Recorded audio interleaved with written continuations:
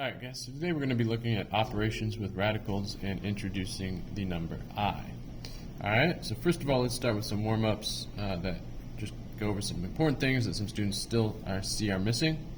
So of course, first of all, guys, most importantly, the square root of x is equal to what? You should know this now super fast. Alright guys, invisible 1, invisible 2, right? That's the only invisible 2 in math is the square root. Change the form, x to the 1/2. Alright, again, this is radical form, or root form.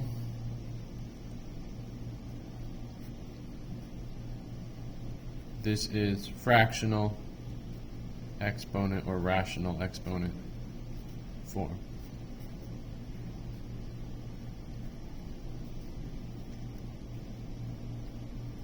Alright, remember guys, that's the power. Power's up above. That's the root. Roots grow down. Alright, easy to remember. Power's up above, roots grow down. Alright, next guys, I want to look at something a little more conceptual. So if I put 5, let's say 0.5 to the, let's say 4th power, big number. Alright, 915.0625. So let me write that down. So 5.5 to the 4th power equals 915.0625. Alright, a little bit of random piece of information, right? But based on this piece of information, what is a statement that I can conclude based on this piece of information? So what I can conclude from this piece of information, y'all, since 5.5 to the 4th equals that, in other words, 5.5 times 5.5 times 5.5 times 5.5. When you multiply that all together, what do you get? You get that, right?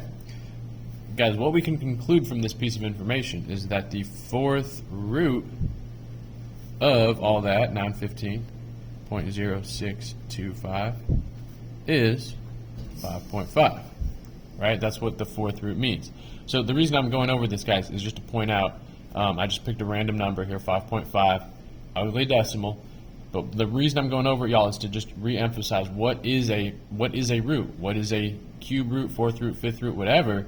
Guys, what is that? What is that asking? It's asking for the number that multiplied by itself 4 times will result in 915, right? That's what the 4th root of 915 is asking. So, guys, we can ask for any old root. So, for example, let's just pick a random number, 621. All right, and let's ask for the 3rd root of it, or let's go higher. Let's ask for the 5th root of it. So I'm going to put it to the 1/5 power, right? The 1/5 exponent is the same as the 5th root. So I get that ugly number, right? So if I multiply 3.619 times, and I'm rounding here, but if I multiply it by itself 5 times, I should get what? I should get close to 621, right? Because I rounded, it won't be exact. It'll be a little bit less. But I want y'all to see this. So 3 times, 4 times, 5 times. 620.78, right? So because of rounding, it was a little bit less than 621, right? But I just wanted y'all to see that. Any random number, we can ask for any random root. And what does it mean? Well, whatever root we ask for, it does actually mean something real. Now, most numbers are going to be ugly. That's why we focus on the ones that are pretty, right? So, for example, the 5th root of 32, right? Because that's a nice, pretty one, that's the kind that we're going to focus on mostly. That's the 5th root of 2 to the 5th, right? Because 2 times 2 times 2 times 2 times 2 is 32, right? So the 5th root of 32 is the same as the 5th root of 2 to the 5th. They cancel, and you're just left with 2. Alright, so those are my warm-ups. So now let's get started on this introduction to I part. Alright, so intro to I. Alright, so we're going to start with a very simple question, guys. What is negative 5 times negative 5? What is negative 5 times negative 5? Y'all know that that is positive 25, right? Positive 25, because 2 negatives make a positive. So, question, what is the square root of negative 25? the square root of negative 25. Could it be negative 5? No, it cannot be negative 5, because what does that mean? What we're claiming then, so I'm going to put a slash through that because that is not true, because what we're claiming then is that negative 5 times negative 5 does not make negative 25, right? Because negative 5 times negative 5 equals positive 25. So I can't take the square root of negative 25, right? I don't know how to do that. Well, guys, it turns out mathematicians didn't know how to do that for a long time. And I might try to either edit in or link a video to a little YouTube video about that. It's kind of interesting. But for a long time, y'all, mathematicians just could not figure this out right here. So what we do is we invented a new number. All right, we call that number I. I is equal to the square root of negative 1. All right, is a special number. We call it the imaginary number. It's not really the best name because it makes it seem like it's not real. But it is a real thing, guys, and it is used in real things, like electronics, actually, all the time. So electrical engineers, the people who design electronics, work with I all the time. All right, so it is a real thing. So I is defined as the square root of negative 1. All right, it is a special number. So you have to memorize this definition of what I is. It's the square root of negative 1. Now, what happens when you square I? So that means I'm taking the square root of negative 1, and I am squaring it, right? And as y'all know, square and square root cancel, so therefore I squared is negative 1.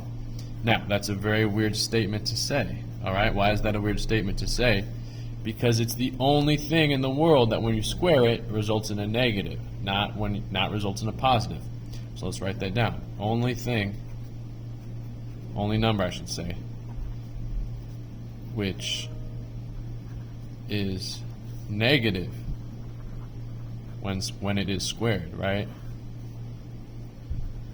Everything else, guys, would turn positive when squared, right? Because if you square a negative number, a negative makes a positive. This is the only time that is not true. It's when you square I, you get negative 1. So, guys, these two definitions right here and right here, these two definitions, they are equivalent definitions, but you have to memorize essentially both of them. They are both very important things. All right, guys, so let's look at 3 examples then of how we're going to use I to do these square roots of negative numbers. All right, so very similar to doing square root of a regular number, just with that extra step of having an I. So square root of negative 25, guys, I'm going to rewrite that as square root of 25 times negative 1, right? So 25 times negative 1 is, of course, the same thing as negative 25. Break it down again if you want, and I'm going to write square root of 25 times square root of negative 1, right? So again, I've just broken down the square root into 2 square roots, but since they are still multiplying, they are the same exact thing as I had up here, which is the same thing as my original, right? And from here, guys, I can do this very easily. The square root of 25 is 5, and the square root of negative 1 is I, right? So 5 times I we will just write as 5I. All right, so normally, guys, I will actually not show any of these steps, right? I know what the square root of 25 is. It's 5, and I know since it's a negative, that negative just becomes negative 1, which is I, the imaginary number. All right, so let's try this again on the square root of 81. So if you know what the square root of 81 is, it's 9. The negative just becomes I. All right, that's it. That's all there is to it. So square roots of negatives you can do by just turning that negative into an I. All right? So just turn the square root of the negative into I. All right? And it's not negative 9I, it's just I. All right? So just turn the square root of a negative into I. That's all you got to do. All right, number 3, y'all. So a lot of people I noticed on the Delta Math review yesterday still having a lot of trouble with breaking down radicals. All right? This was not meant to be something that we spent days and days on. It is very much a middle school Algebra 1 standard. But a lot of students still having trouble with it. I guess it just wasn't covered very well. So, guys, what I'm doing is I'm trying to find the perfect square that goes into 162. So, guys, I don't care, y'all, I do not care that 162 is divisible by 2. That does not matter, all right, because 2 is not a perfect square. What I do care is that 162 divided by 2 is 81, because 81 is a perfect square, right? So technically I should not have even checked that. what I should be checking are my perfect squares. So is it divisible by 4? 4 is a perfect square. No, not perfectly divisible. Is it divisible by 9? That's a perfect square. Oh, it is divisible by 9. How about that? Right? But when you check 9, guys, you should also check 81. So 162 divided by 81. Boom, right? So that is the biggest perfect square I'm looking for, right? But let's say, guys, that, for example, that I hadn't thought to check 81 after I checked 9, right? So let me show you what happens then. So I'm going to break square root of 162 down into 9 times 18. So 9 times 18 times negative 1, right, for that negative. All right, I know the square root of 9 is 3. I'm just going to leave the square root of 18. I know the square root of negative 1 now is the special number I. All right, so I just write I. That's it. Now, guys, you got to check. Think to yourself, does this still break down? And the answer is yes, it does, because 18 still breaks down into a perfect square. So, do I care that 18 is 6 times 3? No, because 6 and 3 are not perfect squares, right? What I care about is that 18 is 9 times 2. All right, that's what I care about. I'm also going to bring my I down. Now I can break this down one more step, guys. The square root of 9 comes out, right? Square root of 9 comes out, becomes another 3, right? And what's 3 times 3, y'all? 9. 2 does not go anywhere. 2 stays in the radical. And then I comes down as well, just chilling outside of the radical, right? I is not in the radical. So if you want, you can put a little end bracket there on the radical. I is outside of it. All right? So that's the bottom line, guys. Breaking down square roots of negatives, same as breaking down regular square roots. We just turn the negative part into an I. All right, guys, so let's talk about your Delta Math homework for today. So first of all, have that list of perfect squares in front of you. I've made you write it down several times. 2 squared, 3 squared, 4 squared, 5 squared, 6 squared, 7 squared, and so on.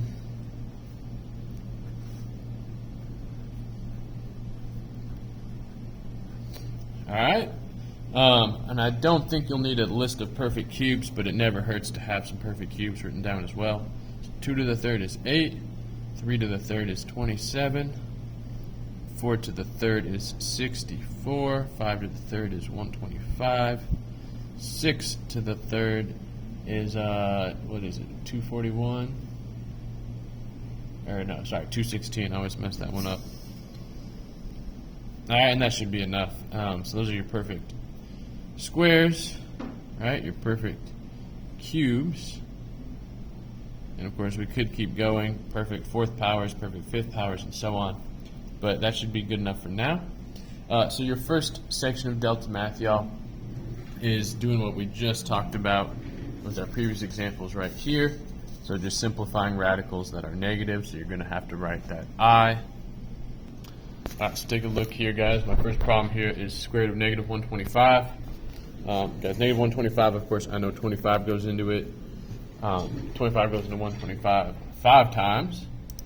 So I'm going to bring a 5 out when I take the square root of 25. Leave a 5 in real quick. And then after that, I'm going, so notice, guys, you've got to come out of the radical. All right? So press that arrow key. And then just write that I. Alright, so 5 root 5I. Boom.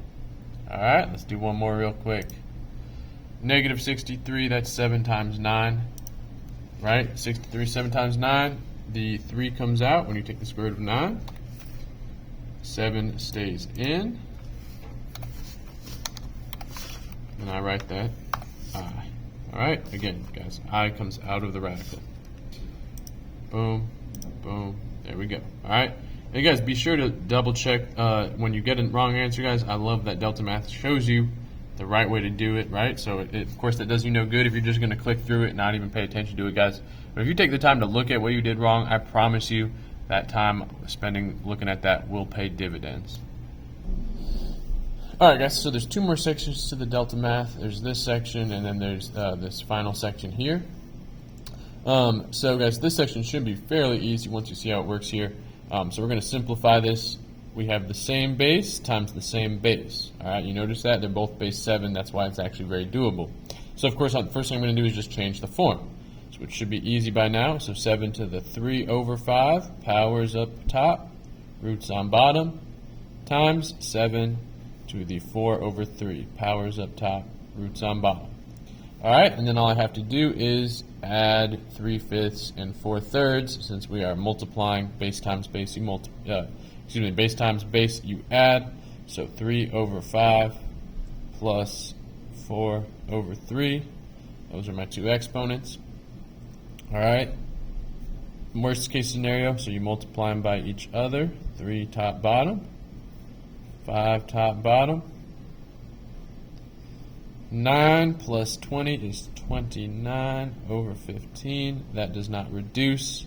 So final answer, 729 over 15. All right? And this one is multiple choice, so that should be one of the multiple choice options right there. All right, another example, guys. Base 2 this time. So base 2, base 2. Again, change the form on both of them. So 2 to the 3 halves, the invisible 2 on that square root, times 2 to the 1 half, right? Invisible 1 and invisible 2. All right, and then, of course, I just add 3 halves plus 1 half.